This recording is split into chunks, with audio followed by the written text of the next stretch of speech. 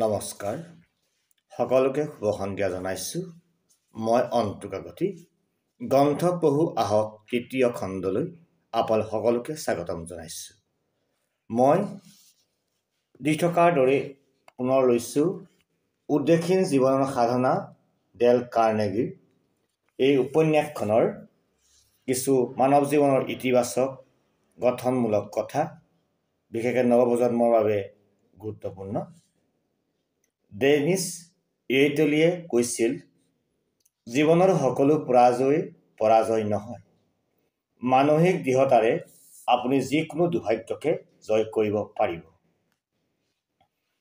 ঘটনাটো ঘটিছিল আজিৰ পৰা বহু বছৰ আগতে কানাচা চিটিত।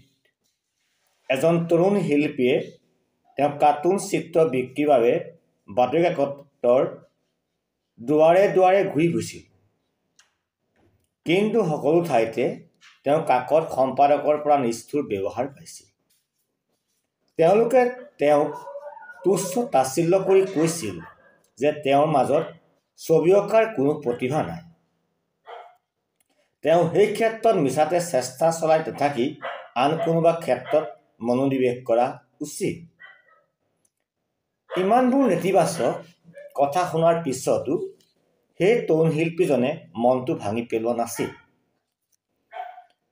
তেওঁ তেওঁৰ লক্ষ্যত উপনীত হোৱাৰ বাসনা ত্যাগ কৰাও নাছিল, বৰং তাক বাস্তৱত ৰূপদান কৰিবলৈ দৃঢ় প্ৰতিজ্ঞ হৈছিল। তেওঁ নিজৰ আত্মাৰ তাড়নাক ব্যৰ্থ হ'বলৈ দিয়া নাছিল। তাৰ কেইদিনমানৰ পিছতেই এজন যাজকৰ লগত তৰুণ শিল্পীজনৰ চিনা পৰিচয় হয়। যাজকজনে ল'ৰাটোক এটা বিজ্ঞাপন কোম্পানীলৈ পঠিয়াই দিলে। তেওঁ তালৈ যোৱাত কোম্পানীৰ মেনেজাৰে তেওঁক বিজ্ঞাপনৰ ছবি অঁকাৰ কামত লগাই দিলে। ল'ৰাজন চহৰত থকা ঠাই নাছিল। সেয়ে যাজকজনে তেওঁক গীৰ্জাৰ এটা ভঁৰাল ঘৰত থকাৰ ব্যৱস্থা কৰি দিলে। ভঁৰাল ঘৰটোত অজস্ৰ এন্দুৰ আছিল। সেই এন্দুৰবোৰৰ মাজতে থাকিবলৈ তেওঁ ল'লে আৰু নিজৰ অঁকাৰ কাম চলাই যাবলৈ ধৰিলে। দিনৰ অফিচত ছবি আঁকে, পুৱা গধূলি ঘৰত কাৰ্টুন ছবি আঁকে। এইবাৰ তেওঁ নিজৰ বিষয়ে চাই বাছি ল'লে ভঁৰাল ঘৰটোত দৌৰি ফুৰা এন্দুৰবোৰক। আৰু এটা সময়ত সেই এন্দুৰবোৰক ভিতৰতে এটা এন্দুৰ মিকি মাউছ নামে সমগ্ৰ পৃথিৱীতে জনাজাত হৈ পৰিল।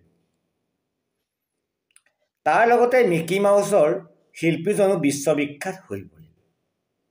এতিয়া বাৰু শিল্পীজনৰ নাম কোৱাৰ কিবা দৰকাৰ আছেনে? নিশ্চয় নাই। তথাপি কৈছোঁ, তেওঁৰ নাম আছিল ৱাল্ট ডিজনী।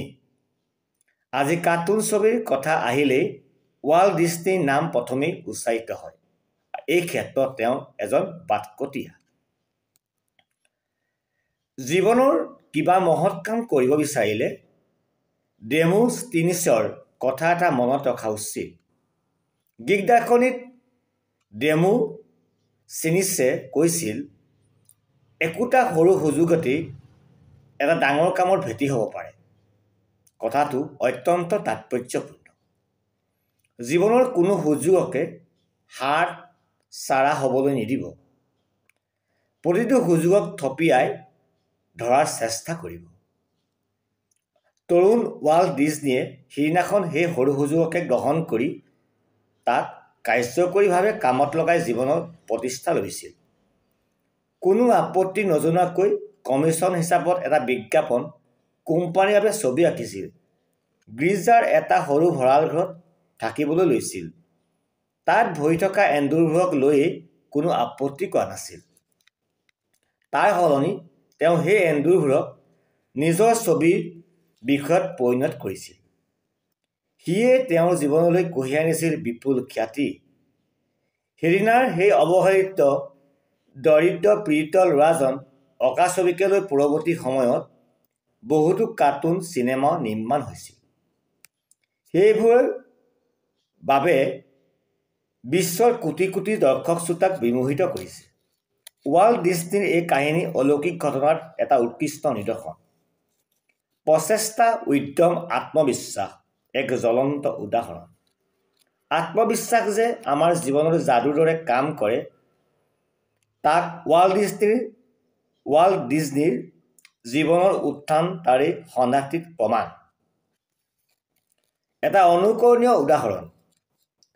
তৰুণ বয়সৰ সকলোৰে পৰা অৱহেলা পাই বীতশ্ৰদ্ধ হৈ ৱাল্ট ডিজনীয়ে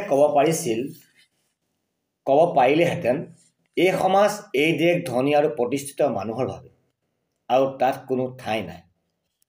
তাত ঠাই গ্ৰহণ কৰা চেষ্টা কৰাটো এটা মূৰ্খামি। কিন্তু তেওঁ তেনেধৰণৰ কোনো নেতিবাচক কথাকে ঠাই ল'বলৈ দিয়া নাছিল, মনোবল ভাঙিব দিয়া নাছিল, আত্মবিশ্বাসত ফাট মেলিবলৈ দিয়া নাছিল, নিজৰ মনোবলৰ ফুলপাহিক মৰহিবলৈ দিয়া নাছিল। তেওঁৰ এই কথা গভীৰভাৱে বিশ্বাস কৰিছিল যে এদিন নহয় এদিন তেওঁৰ জীৱনলৈ এটা ভাল সময় আহিব, এটা ডাঙৰ সুযোগ আহিব, তেওঁ তেওঁৰ লক্ষ্যত উপনীত হ'ব পাৰিব। তেওঁৰ সেই বিশ্বাস এটা সময়ত সত্য প্ৰমাণিত হৈছিল। তেওঁ তেওঁৰ লক্ষ্যত উপনীত হ'বলৈ সক্ষম হৈছিল। তেওঁ হৈ উঠিছিল শিশুৰ স্বপ্নৰাজ্য সৃষ্টিৰ এজন মহান কাৰিকৰ। তেওঁ তুলি কলমে যেন শিশুৰ মনৰ কথাকে কৈছিল। ফলত সেইবাবে পৃথিৱীৰ সকলো দেশৰ শিশুৰ মনতে আলোড়নৰ সৃষ্টি কৰিছিল। আজি ইমান বছৰৰ পিছতো ৱাল্ট ডিজনীৰ মিকি মাউছ কাৰ্টুন এটা জনপ্ৰিয় কাৰ্টুন। তেওঁৰ কমিকছ চিনেমাই পাঠক দৰ্শকক চুম্বকৰ দৰে আকৰ্ষণ কৰে।